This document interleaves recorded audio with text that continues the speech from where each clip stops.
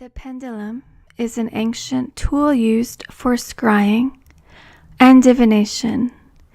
In its original form, it was a key suspended by a thread.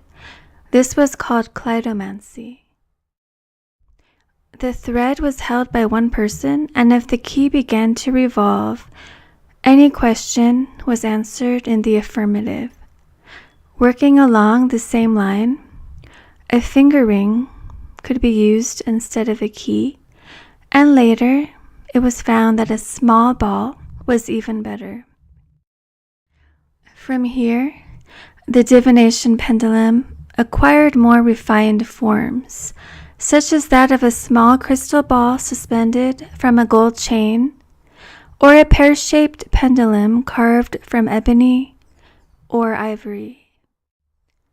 The pendulum should balance nicely, and that is the only requirement. When the upper end of the string is held between thumb and forefinger, with the pendulum dangling 5 or 6 inches below, a mysterious motion gradually takes place. This varies according to the length of the string. With a long string, up to 18 inches, it becomes greater, just as with the pendulum of a clock. The pendulum works in 2 ways. It either swings back and forth or with a rotary motion, and often this seems according to its own whim. If held above a man's hand, the pendulum will swing back and forth in a sideways direction. When held above a woman's hand, it will gyrate in a circle. With some operators, these actions are reversed.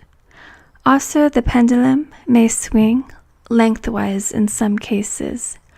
The direction of the rotation also varies, sometimes depending on whether the operator is right or left-handed. It is usually consistent with each individual operator.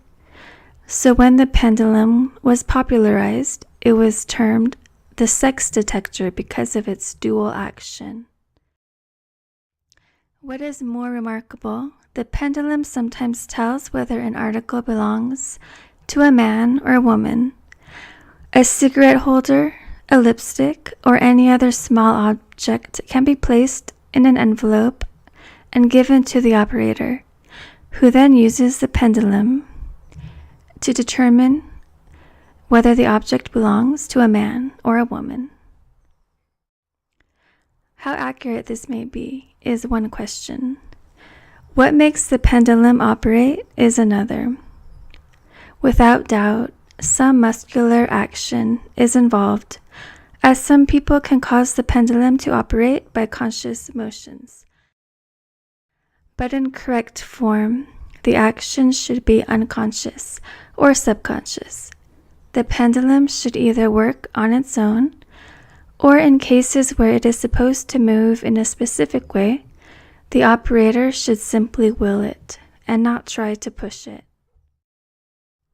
The scrying pendulum today is used to answer simple questions, and it is usually used in conjunction with a dowsing board.